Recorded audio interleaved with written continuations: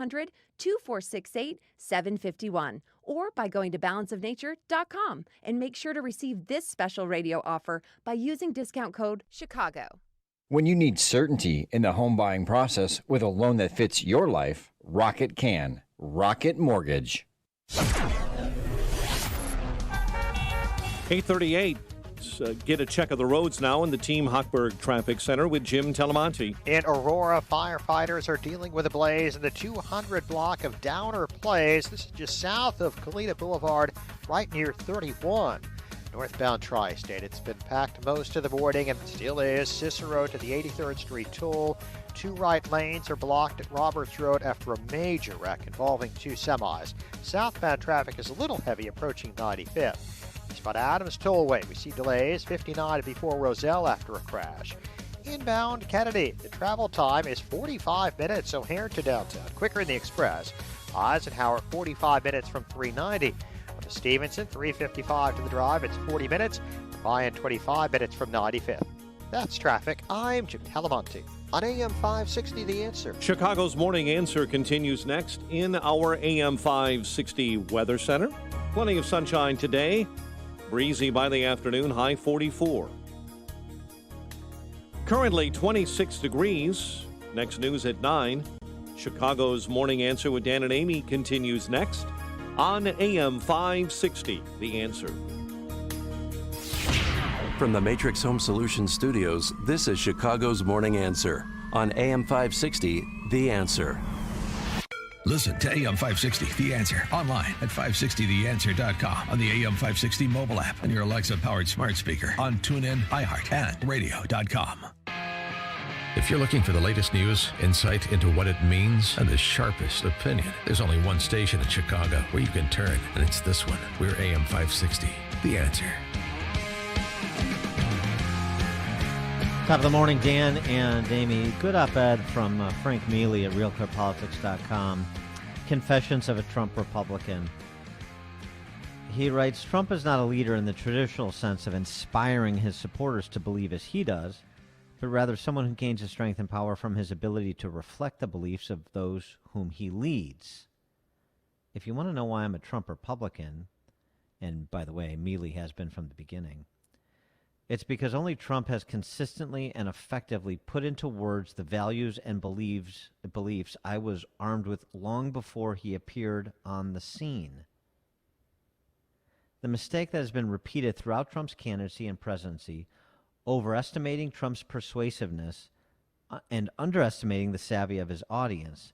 It wasn't Trump who shaped the conservative movement in America, but rather the conservative movement that shaped Trump like Pygmalion into the political embodiment of heartland American values: free speech, law and order, good jobs, secure borders, equality, and not equity. He goes on to essentially put an exclamation point on it, saying his genius was recognizing the spirit of the times and writing it into the White House. And if you want to know, he concludes, why I'm a dead-ender, a Trump Republican to the end, it's this: no one else will fight like hell for the country I grew up in, the country I believe in, and the country that my forefathers died for. Trump may not be perfect, neither am I, but he damn sure didn't have to hypnotize me or manipulate me or mislead me to get me on his side. I think that's a really important point that's lost in all the Trump analysis. To some extent, we don't start from the premise of the left in dismissing Trump supporters as unsophisticated rubes, credulous boomer rubes, and deplorables, of course. But we perhaps don't make the point the way that Mealy did, that Trump came to the table to reflect a viewpoint and an authenticity in advance of that viewpoint that was absent, thus the market opportunity that was there and the opportunity that Donald Trump sees like perhaps no other could, particularly in 2016. Interesting. For more on this topic and that in the context of all that transpired over the weekend at CPAC, where she was there. Oh, lucky. We're pleased to be joined by Amber Athey. She's a Washington editor for The Spectator, senior Blankley Fellow at the Steamboat Institute, and host of Unfit to Print, for the Daily Caller. Amber, thanks for joining us. Appreciate it. Thank you for having me. What about Frank Mealy's observation there about sort of it was the Trump voters that helped to shape Trump, not the other way around, and this is something that the D.C. press corps has consistently missed because they consistently dismiss Trump voters. Yeah, I think that's a really good point. When I talked to family members of mine who supported Trump from the very beginning, the common refrain was, he's talking about things that I've been thinking and haven't been able to say or express for such a long time. Things like, why are we still in war in Afghanistan? Why are we still agreeing to trade deals that are bad for the American manufacturer, bad for the American worker? Why are we allowing amnesty for all of these illegal immigrants who cross our border and in some cases turn out to be violent criminals? So when they saw Trump saying these things, it was refreshing. It wasn't that they had never heard this before. It was that they had never heard a politician say it before. And another observation from CPAC, and get your take on this, because I think you're a little younger than this demographic, but I was talking to Scott McKay from the Hayride yesterday, and we're talking about two of the rising stars that were featured at CPAC that are very much in Trump's orbit, but they're their own people as well, Governors Noem of South Dakota and DeSantis of Florida.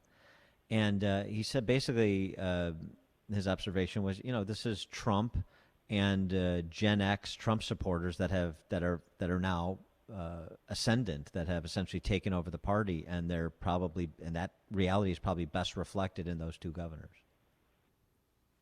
Yeah, that's exactly right. And what was most important about those two governors is actually the message that they had to share. It wasn't just we support the president, but they were able to successfully reiterate these policies that we're talking about. DeSantis, for example, talked about immigration restriction. Governor Noem talked about not subjecting the residents of her state to these strict COVID lockdowns and instead championing personal responsibility and the choice of businesses to indicate whether or not they want to have a mask mandate or whether or not they want to shut down. And it's really the Trumpism that will outlast Trump, I think. If Trump decides not to go for the presidency in 2024, it's going to be the ideology that's more important than the loyalty. Obviously, supporting him is important to these people, but they also don't want to support someone who's blindly loyal to Trump without having that policy, that ideology background as well. Well, somebody who was impressed by Trump's speech was Nikki Haley, who, in February 2021, he went down a path he shouldn't have, and we shouldn't have followed him. And then she says after his CPAC speech, now she's supporting him again. And just wanted to get your reaction to that. Well, she's the perfect example of what I was just talking about, right? She claims to support the president. She served in his administration. But when it comes down to it on ideology, she's a neocon, and she wavers at every opportune moment. She doesn't have the backbone required to stand up for conservatives who for a long time felt like they're constantly ceding ground to the left, like their priorities were not spoken about unless they were politically popular until Trump came along. So Nikki Haley really represents a return to the type of sort of spineless, opportunistic Republican that used libertarian economics and warmongering foreign policy and tried to sell that to people who didn't have any better option. Yeah, and she got caught, too, with the statement that she made in February that was just referenced, and now she's trying to get back in good graces that that moment has passed, and Trump is, perhaps more popular, at least within the wide swath of Republican ranks than he's ever been. Yes, exactly. And when you look at the CPAC polling, it shows that Trump is still really popular, but he's not the end-all be-all for the party anymore because he had something like a 95% approval rate among the CPAC attendees, but only just over 50%, about 55%, said that they would vote for him in the 2024 primary. And coming up closely behind him, of course, is Ron DeSantis. And when you take Trump out of that poll, Ron DeSantis gets about 46, 47% in the 2024 primary. So there's room for a lot of voices in the party. I think it's encouraging to see that there are quite a few leaders that are coming up out of the grassroots America and making their voices heard, because if Trumpism is going to be successful long term, it has to be more than just one guy. And you have written about Florida recently over at the Spectator. You posit the question, why does anyone still live in the northeastern United States? Did you find out why that is? Because I don't know either. Yeah, or Midwest, you should have put it. Yeah, well, as someone who lives in D.C., I can tell you that I am strongly contemplating why I'm still here. I mean, most of it is for work, as I imagine a lot of people, in D.C. and New York are as well. But I had such a great time in Florida, and not just because of the, loose coronavirus restrictions and being able to sit at a bar without a mask and have a good time, but also there's just this culture there that's very non-judgy. Everyone does their own thing, and that's celebrated. The idea that you can go out and have a good time. You don't take yourself too seriously. You can make your own choices. It's just a culture of freedom that you really can't experience in the Northeast. Amber Athey, Washington editor for The Spectator, senior Blankley fellow at the Steamboat Institute, and host of Unfit to Print for the Daily Caller. Amber, thanks for joining us again. Appreciate it. Thank you. Thank you. And she joined us on our turnkey.pro answer line. It's news, opinion, insight.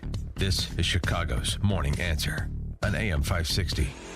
The Answer. What the heck is this? I have to write a $1,200 check for cash to close? Hi, Amy Jacobson here for United Faith Mortgage. We used this other company before we knew who United Faith Mortgage was. Since 30-year fixed mortgage rates are so low, I thought this was the perfect time to refinance. But the company we went with said, hey, babe, we'll cover your closing costs, pay for your appraisal, but they lied. No one told us about this cash to close check. So don't make the same mistake and refinance or purchase your new home using United Faith Mortgage. They're a small family team that's honest because faith and family is at their core. And guess what? United Faith Mortgage will pay your appraisal fee up to